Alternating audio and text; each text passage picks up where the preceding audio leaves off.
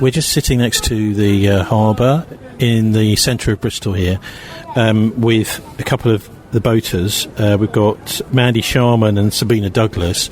Can you, both of us, tell us how you ended up living in the city, in the harbour, on a boat? Okay, so about 12 years ago, was saving for a house, realised that was probably quite unachievable, met my partner and thought, what could we do with a little bit of money? So we bought a small boat, and that was our space. 12 years later, now we've got a bigger vessel, and we're a bit more vested in the harbour with a couple of kids on board as well. So, I mean, it's made a difference to your family, particularly because of the it's basically a housing crisis going on, isn't there? Yes, yeah.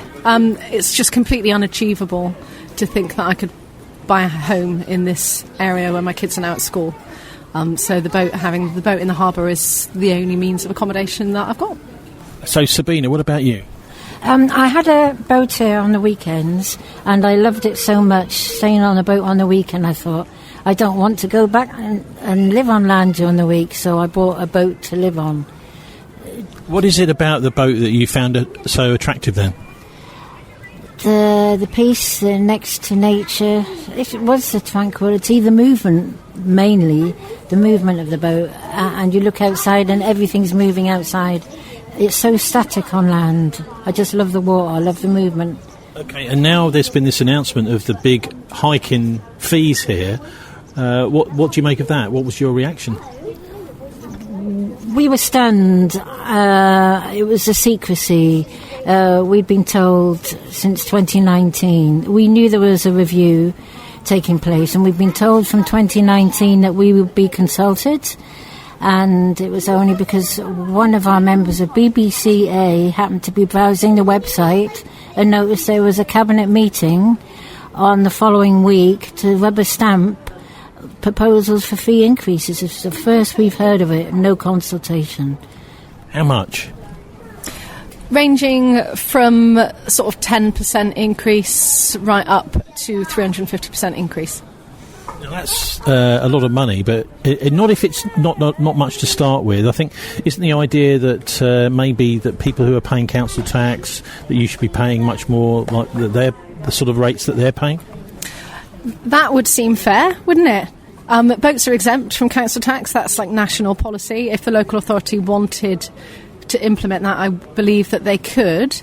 But this increasing mooring fee way exceeds any sort of council tax add-on. I mean, one of the vessels in the harbour has been quoted with these new fees, triple, so she'll potentially be paying triple the highest band of council tax mooring fees per year. And that money that goes on those mooring fees isn't going for council services and the things that you should be able to access via council tax payments. It's ring-fenced into this harbour pot, which is the council keep quoting. It's been mismanaged and everything over the last 20 years. So who's to say that this increase in fees isn't just going to be mismanaged for the next decade and we're just pouring our money in? What about the actual amounts, though? What sort of range are people paying annually? Probably for a small vessel, £1,500, maybe. For a larger vessel, £3,500. So if those fees are going to triple, my personal mooring fees are going from £2,500 up to nearly £7,000. Now, I'm also joined by Joanna Booth, who's a freelance journalist here in Bristol and a blogger. Joe, there's been a very strange sort of run-up to this, which is the mayoral system. They've had a good old look at the harbour. They're saying, right, we're going to change what we're doing here. And there's been a series of looks at it, even people employed specially to do that. And the end result of all of that, early this year, was supposed to be a consultation. Some ideas put forward by the council, put out for consultation, but that hasn't happened. They've just said we're going to do it anyway. Yeah, so the actual they've been looking at the harbour since Marvin Rees, the current mayor of Bristol, actually came into power. So in 17-18, that year, they were going to spend 1.6 million just on maintenance of the harbour. Then in 2019, when Penny Fell, the new director of commercialisation, started on board, she had some new ideas, and then they agreed to spend another nearly £1 million, £885,000 that year to fix the harbour.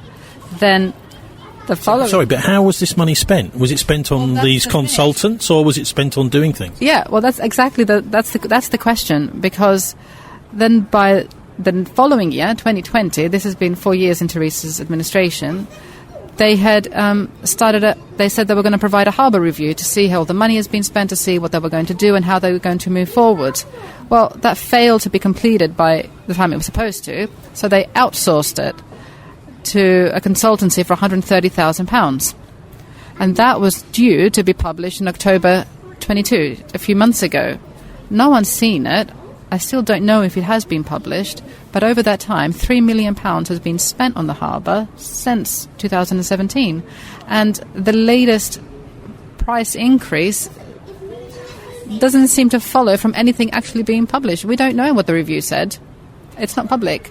We don't know what they're proposing, how much money is in this harbour, in this harbour pot, and we don't know what they're doing. So who's this, did you say her name was Penny Fell? Who is this person? Because it sounds to me as if they're the kind of key person, but she's not around anymore. She's not around anymore. She was actually in charge of the harbour when the Colston statue fell, and she was part of the kind of plan to get it out of there. But she was also responsible for signing off the Bristol Energy Company accounts 7 days before the company was found to be insolvent.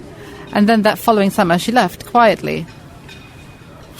I mean, just give us an idea, if you can, Joanna, of the backdrop of the way that the City Council was run now, because we've got this mayor system with George Ferguson to begin with. He was quite inclusive. He tried to include all the, existing parties, the Lib Dems, the Greens, Labour, Conservative, on his cabinet. But since Marvin Rees, the Labour mayor, has taken over, things have changed, haven't they? And the mayor has got a lot of power, it seems, almost like a US-style mayor. He does. He has executive power. I mean, the only two things he doesn't really control entirely are licensing and planning.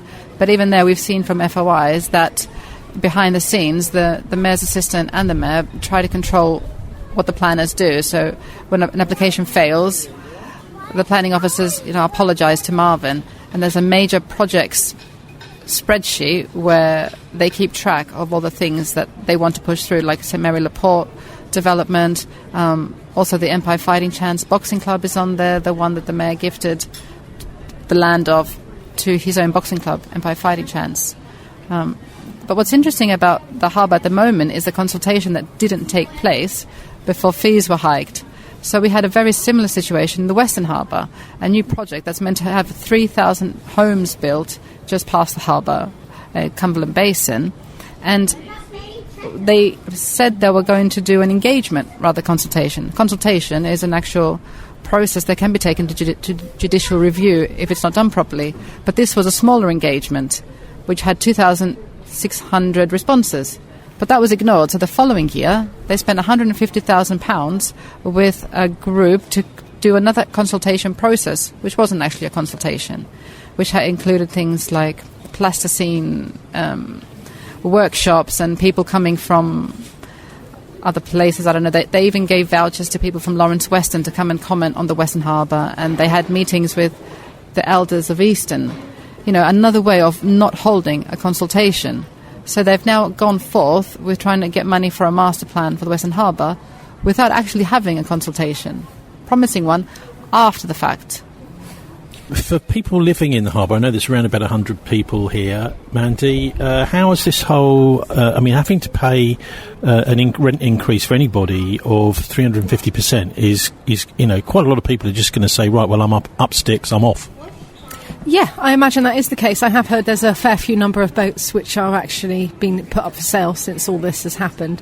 So this is just going to push the people that can't stomach the challenge or have just had enough, or they just can't afford it. It's going to push a whole load of people out, which is just really sad. Now, Sabina, I know you've got boats in other places, and how does Bristol compare to them? Because obviously wherever you're moored, you've got to deal with the local authorities. So how does it compare? There's no comparison at all in terms of facilities, in terms of liaison with Harbour Office, communication, letting us know when water's going to be turned off, how much to electricity per metre. I asked this question of the Harbour Master about 6 weeks ago. We still don't know how much electricity per metre we're paying. It's just no comparison. And as for facilities, when I asked in the explanation period, which is after everything had been signed, how he could justify charging these fees, he said the Harbour Master said because of the improvements that are going to be made. So I likened it to if you were booking a hotel or bed and breakfast for years and years and years, and one year you rang up and they said it was going to be £600 or £1,000 more this time. You say, why is that? And they say, because next year we're going to build a swimming pool. Well, you go to the hotel where the swimming pool's being built. You wouldn't be asked to be paying for something that isn't there now. How have you, because you have to deal with the people, the harbour authorities or the mooring authorities everywhere, don't you? Yes. In Tollsbury Marina, for instance, we have a boat in Essex. One time the code key for the showers wasn't working, so when I got back I emailed the Harbour office and they said, we're ever so sorry to hear about this, and there is another place that you can shower, use your facilities. They gave me the number of it. They said, if anything at any time happens again, do not hesitate to contact me. Now, somebody had a problem with the gates on the boat the other day, and it was...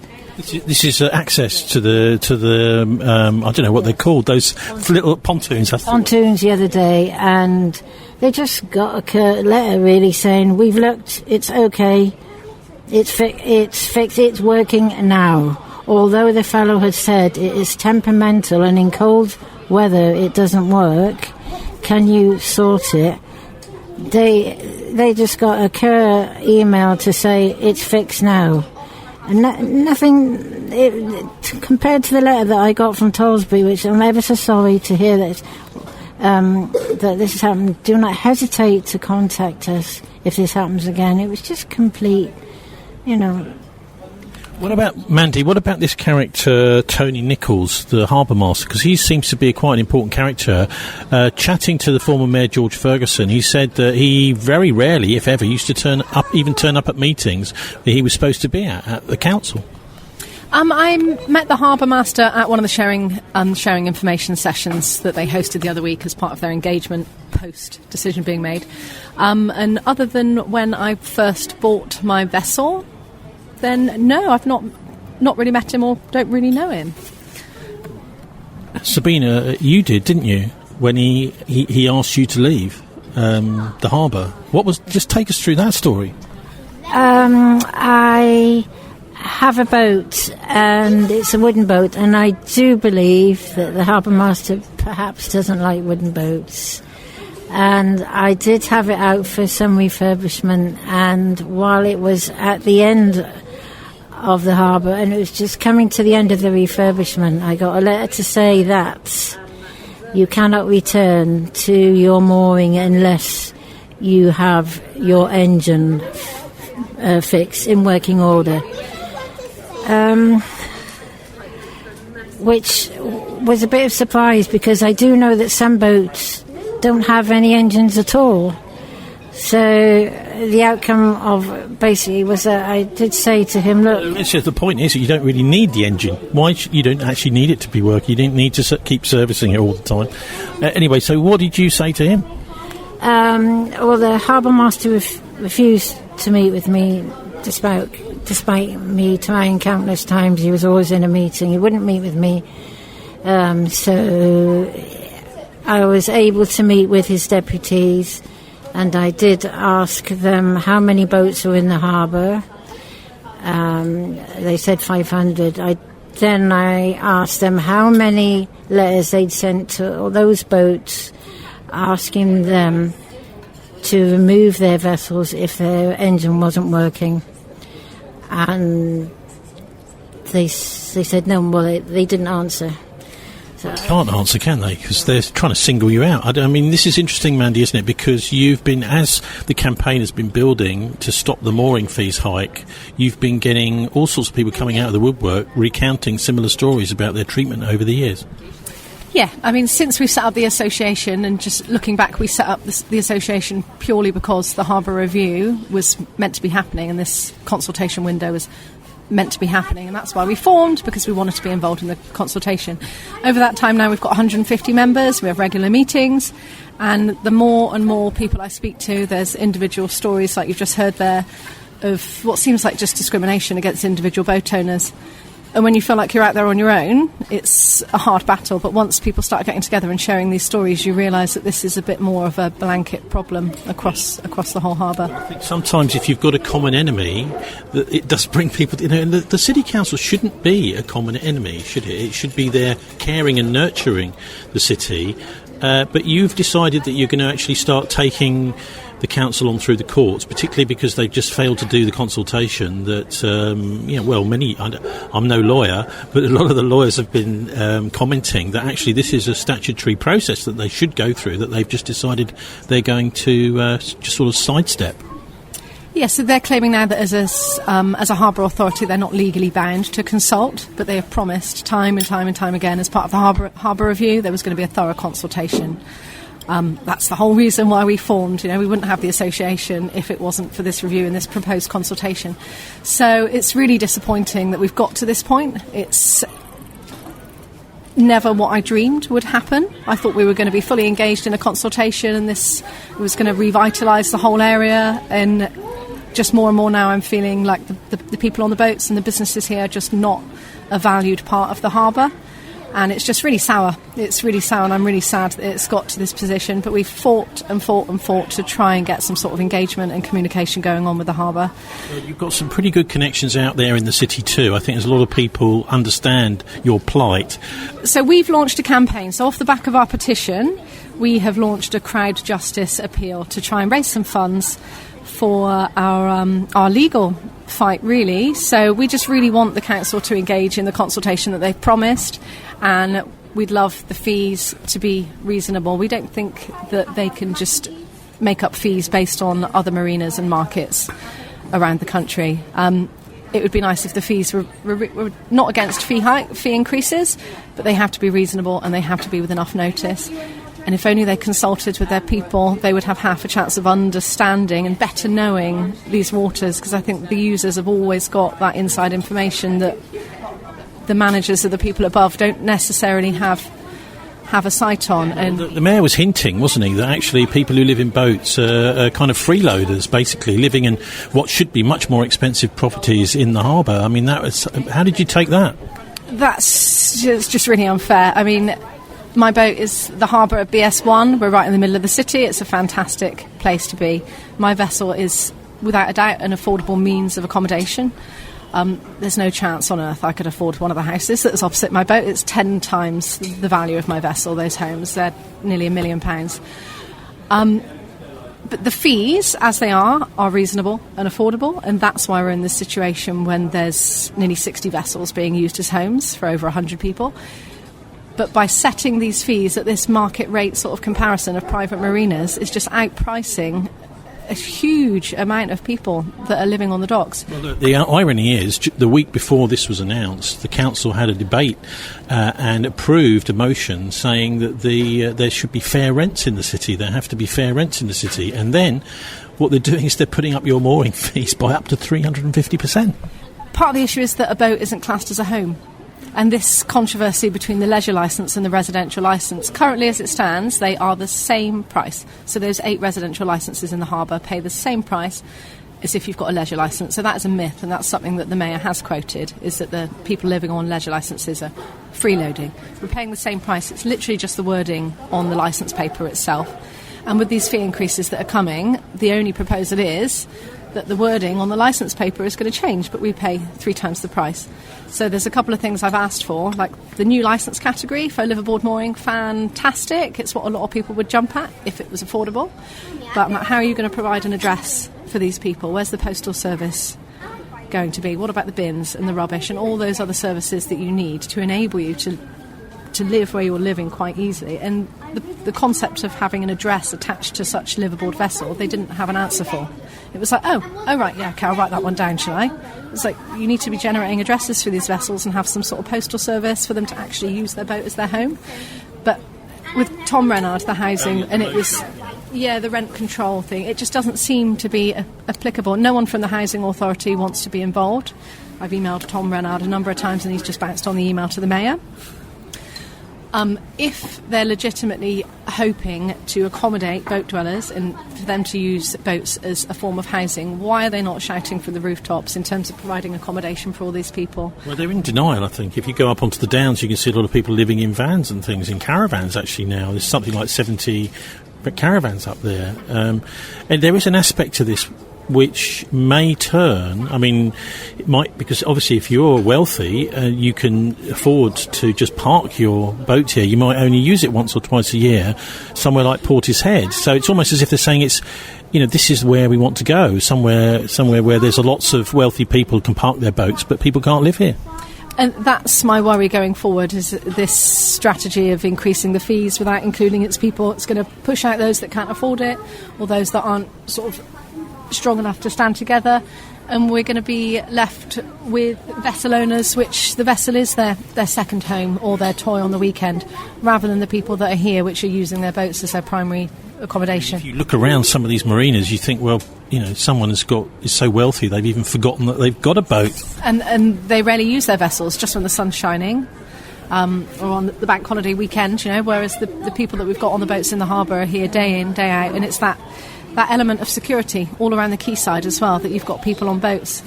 Just before Christmas, we had a lot of antisocial behaviour in Redcliffe along Merchants Landing, where the houses and the vessels were being targeted for like 2 weeks. And the first people out are the ones that are staying on board. Yeah, and everyone really pulled together over that time. Lots of the commercial vessels were trashed and the private vessels, and the houses had their windows broken in for 2 weeks. And everyone sort of pulls together. But if those vessels were just dormant, then they would have been completely trashed. There wouldn't have been people on the edge of the quayside able to sort of deal with these problems. Joanne, there is an element of almost social cleansing going on here. It's going to completely change, if the council get their way, completely change the character of the harbour. Yes, definitely. And it's gentrification. It's inequality in terms of physical land. That's what's happening here, and it's part of a strategy that the whole harbour side is being changed. And we can also see it in the expanse of the licenses for alcohol-bearing premises around the harbour side, the way that residents are being kind of pushed out, and prioritising nightclubs and establishments. We have a nighttime economy advisor now. Part of it is kind of a nighttime TAR, the same way they have in London, they have in Manchester. And that's all part of this programme, being pushed by a consultancy called Sound Diplomacy, and also supported by L&G. L&G are very much... Legal in general, yes. Kind of insurance company, but they also do housing. They're involved in Temple Island. And they're also involved in kind of the promotion of city centre regeneration. And for us, city centre is very much part of the harbour. So it's an extension of it. What you see in the harbour, that gentrification, is the same thing you see with the boats, trying to push residents out in favour of leisure economies. Well, we in St Paul's call it the nightmare economy, because actually what's been going on is quite a lot of new venues have been opening up, making a lot of noise. Particularly, finding it where people come out of the venues to smoke, and in the summer evenings, it can be really difficult to get. When you've got licences up to 2 and 3 o'clock in the morning, this is the commercialisation of areas where people need to live, and I think the same seems to be happening in the harbour. Oh, definitely. And if you look just down, kind of the next street past the harbour, down in Millennium Promenade, one of the buildings has tried to kind of limit residents going through. They've tried to fence it off, saying this is private route. And that's fine for them if they can do it, but opposite there is social housing. So when this area was set up, not even that long ago, it was, under Labour, just after 2000, it was not a 130 million project to create all these residences and all these big buildings.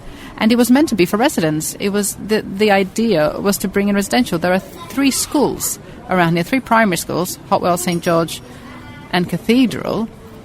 it wasn't intended for what they're doing now. The change in this area has been kind of permeating the whole place. And that's very much what we're seeing. And part of it is looking at also who's involved in the plans for this. There's a city centre strategic forum with the University of Bristol involved, Merchant Venturers, Business West, Marty Burgess from Lakota, and it's these kind of nightclubs and property developers that are leading the strategy. And that's not what I'm saying. Is that's not what local authorities, city councils are supposed to do. They're collecting taxes. And what they're supposed to be doing with that is to be pushing back against some of these purely commercial interests. Surely, they seem to have got it all back to front. They do. I think the local authorities very much feel like they've been captured by kind of property interests and nighttime economy interests, and that's why we're seeing these policies now. The kind of residents are being pushed aside, and commercial enterprises are being prioritised. Yeah, we were just before we started. We were chatting about the idea in the 1970s to fill in the harbour. Yes, yeah. Well, very much. I think Mandy this is basically creating new bits of land that can then be sold off for millions of pounds an acre. Well, they did cover up the Froome, didn't they? Is that why they also covered over the centre a bit earlier, didn't they? Where the Froome was, that's where just next to St Mary on the Quay Church. Yeah, that's why the quay is now by concrete. Yeah. Well, this is a great way of creating new real estate out of mud, so I mean that's but the thing is that isn't really taking into account the character of the city and preserving the history of the city. No, it's not. It's very much changing the use of the city centre and the harbour. But the mayor will say, yeah, but we've got cranes on the horizon. Yes, but as we've seen with the Clarion housing on Bath Road, the cranes on the horizon don't always point to good things. I mean... No, this is the one that seems to be sliding into the Avon, even though it was the mayor's flagship social housing project. Anyway, look, Mandy, you must be in the situation, and many of your friends must be in the situation where you're just thinking, look, let's switch the engine on and chug off up the canal to Bath or somewhere else. It's crossed my mind, a number of times. But this is my home, and this is where I want to be. This is where my kids go to school. This is where my job is. And this is my life. This is my community. It's where I want to stay. But it's been a tough road, and it's very tempting to up sticks. But I'm not going to. What about you, Sabina? I've been here 20 years. I've lived on a boat for 20 years. My family are here. I love the city. Yes, I'm going to stay, whatever it takes. But it's just a bit naughty. It's just as you were saying, Marvin said the other day that he keeps trying to solve the housing crisis, but everybody gets in his way and makes it impossible. But now, really, I would say that he's just rubber-stamped another housing crisis. So, Mandy, whereabouts do we find the crowdfunding? Crowdfunding can be found on Bristol Boaters' website, and it's on crowdjustice.com, and it's called Help Bristol's Harbour Community Defend Democracy. Okay. Yes, that's right. In fact, all of us are trying to do that a lot of us around the city. Some don't. But anyway, the Bristol Boaters' website is bristolboaters.org. Mandy Sharman, Sabina Douglas and Joe Booth, thanks very much for joining us. Thank you. Thank you. Thank you. Thank you.